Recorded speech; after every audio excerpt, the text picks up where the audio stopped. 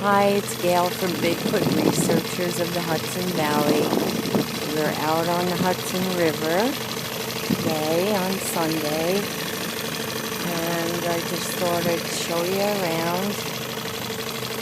We're heading into a marina now, but just wanted to let you see the area where we live in upstate New York.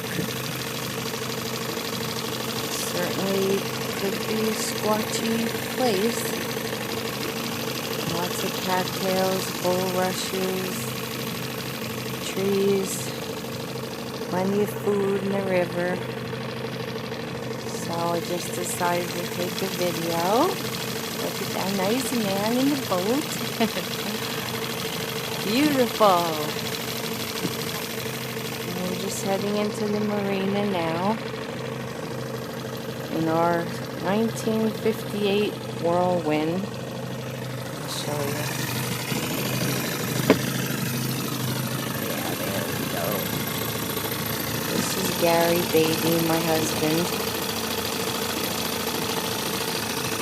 It's the first time we've taken the boat out in a number of years, but we had a little trouble getting going. But now we're out here, so just wanted to share this beauty with you, and have a nice day.